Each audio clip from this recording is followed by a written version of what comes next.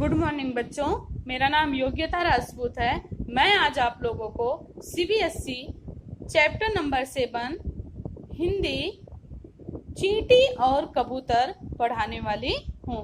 चींटी और कबूतर एक बहुत ही खूबसूरत मोरल स्टोरी है, लेकिन यहाँ पर एक कविता के रूप में लिया गया है। ये बहुत ही खूबसूरत कविता है।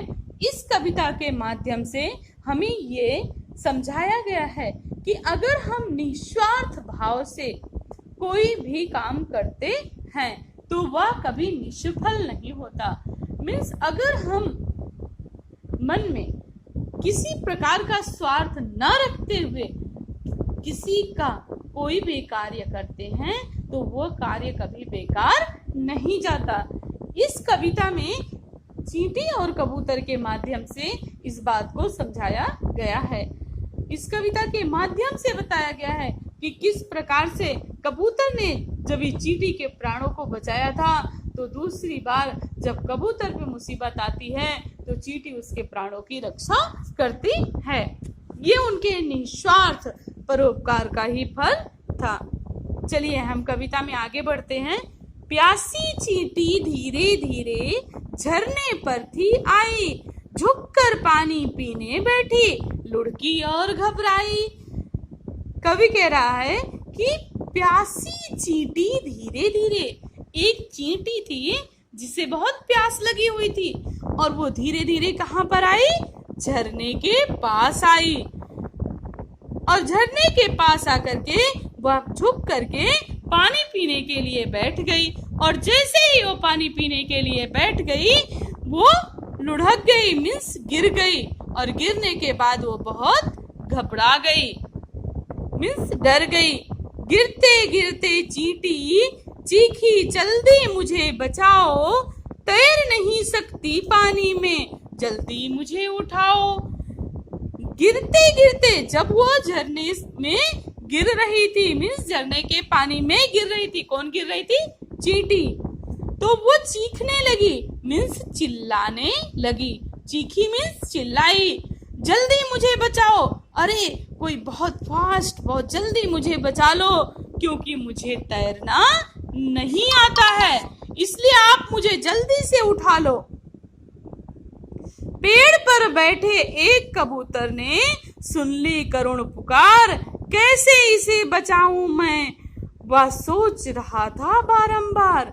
वहीं पेड़ पर एक कबूतर बैठा हुआ था, मीन्स झरने के किनारे पेड़ था और पेड़ पर एक कबूतर बैठा हुआ था। कबूतर ने उसके करुण पुकार, मीन्स उसकी दया से भरी हुई आवाज को सुन करके सोचने लगा कि अरे इसे मैं कैसे बचाऊं। करुण मीन्स दया से भरी हुई पुकार। तो कबूतर जो है वही पेड़ पर बैठा हुआ था। जब चींटी की दया से भरी हुई पुकार को, आवाज को, पुकार मीन्स आवाज को जब वो सुनता है तब वो सोचता है अरे मैं इसे कैसे बचाऊं। वह सोच रहा था बारंबार। बारंबार मीन्स कई बार वो जो है सोच रहा था कि अरे मैं इसे कैसे बचाऊं। बारंबार मीन्स होता है कई बार या बार बार। बार बार उसके मन में विचार आ रहा था कि अरे ये चींटी इतनी दया से भरी हुई आवाज में चिल्ला रही है, मैं इसको कैसे बचाऊं।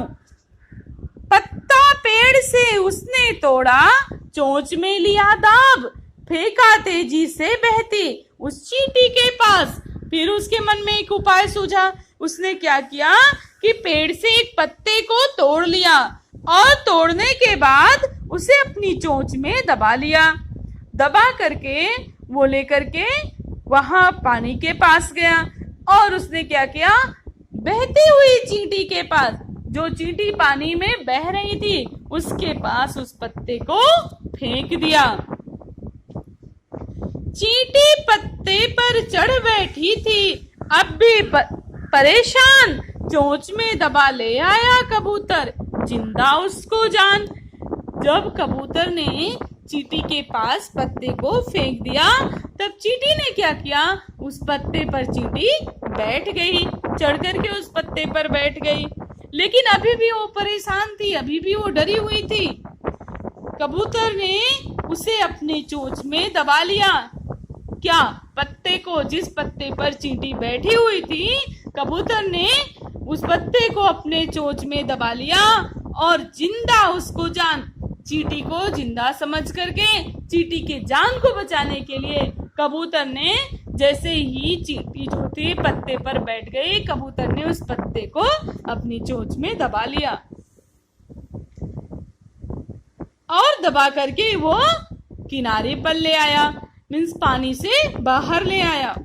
चींटी ने आंखें झपकाई, बोली धन्यवाद, प्राण बचाए तुमने मेरा, सदा रखूंगी याद। चींटी ने आंखें झपकाई, चींटी ने पलक झपकाते हुए कहा, धन्यवाद, आपको बहुत बहुत धन्यवाद। क्यों? क्योंकि आपने मेरे प्राण को, मेरे जीवन को बचाया है। मैं सदा मीन्स हमेशा याद रखूंगी। मैं आपके इस परोपकार को हमेशा याद रखूंगी कि आपने मेरे जीवन को बचाया है। कुछ दिन बीते, एक शिकारी उसी जगह पर आया, उठा बंदूक निशाना साधा, कबूतर नजर जब आया। कुछ समय बीत गया, कुछ दिन बीत गया। कहते हैं समय एक जैसा नहीं रहता, समय जो है गतिमान है, वो हमेशा चलता रहता है। ऐसे में कुछ समय जब व्यतीत हो गया, कुछ समय जब बीत गया, तब एक शिकारी उसी जगह पर आया। उसने क्या किया? बंदूक उठाया और निशाना साधा। किस पर? जब उसे कबूतर दिखा तो शिकारी ने बंदूक उठाया और कबूतर पर निशाना साधा। चींटी देख रही थी सब कुछ, न थी वह घबराई, धीरे धीरे चलती उसके पांव पर आई। और जब शिकारी कबूतर पर निशाना साध रहा था तो ये चीजें चींटी जो है वो देख रही थी, लेकिन चींटी देखने के बाद जरा भी घबराई नहीं। वो धीरे धीरे चल करके शिकारी के पैरों पर आ गई। काटा इतनी जोर से उसने, शिकारी था घबराया, छूटी गोली निशाना चूका, कबूतर हाथ ना आया। आगे कवि कहता है कि चींटी जब शिकारी के पैरों पर आ गई तो उसने शिकारी के पैरों पर इतनी तेजी से काट लिया कि शिकारी घबरा गया और उसके हाथ से गोली छूट गई, मीन्स जो है गोली चल गई, लेकिन उसका निशाना जो उसने कबूतर के ऊपर लगाया था वो निशाना चूक गया और कबूतर हाथ ना आया। जब गोली चलने की आवाज हुई और कबूतर पर निशाना जो उसने साध रखा था और निशाना चूक गया तो कबूतर वहां से उड़ करके भाग गया। उड़कर पत्तों में छिप बैठा था, यह मन में आया, चींटी के बुद्धि ने ही आज मुझे बचाया। वह उड़ करके जा करके पत्तों में छिपकर बैठ गया और मन ही मन सोच रहा था कि आज तो मुझे चींटी के बुद्धि ने ही, चींटी के दिमाग ने ही मुझे बचा लिया। शाम हुई, चींटी को ढूंढा, यह का उसे बुलाया, चींटी रानी धन्यवाद कहने आज यहाँ मैं आया। शाम हुई, चींटी को ढूंढा, यह कहा उसे बुलाया, चींटी रानी धन्यवाद कहने आज यहाँ मैं आया। मैं जिंदा हूँ तेरे कारण, तभी काम हूँ आई, भला करोगे भला ही होगा, सुनो कबूतर भाई। आगे कवि कहता है कि जब शाम हो गई, जब शाम का समय हो गया तो कबूतर ने चींटी को ढूंढा, मीन्स खोजा और उससे कहा कि हे चींटी रानी, मैं आज आपको धन्यवाद कहने आया हूँ, क्योंकि आज मैं आपको यहाँ जो धन्यवाद कहने इसलिए आया हूँ कि आपने मेरे प्राणों को बचाया है, मुझे नया जीवन दिया है। मैं जिंदा हूँ तेरे कारण, तभी काम हूँ आई। तब चींटी कहती है कि इसमें धन्यवाद देने की कोई बात नहीं है। आज जो मैं जिंदा हूँ, आज जो मेरे प्राण सुरक्षित हैं, वो मैं तुम्हारे कारण हूँ। मीन्स अगर उस दिन पानी में डूबने से तुमने मुझे बचाया नहीं होता तो मैं जिंदा नहीं होती। और एक बात सुन लो कबूतर भाई, अगर आप भला करोगे तो आपका भी भला ही होगा। मीन्स अगर आप दूसरों के साथ अच्छा करोगे तो आपके साथ भी अच्छा होगा। इस तरीके से इस कविता से हमें ये सीख मिलती है कि अगर हम भला करेंगे तो हमारे साथ भी भला ही होगा। मीन्स अगर हम किसी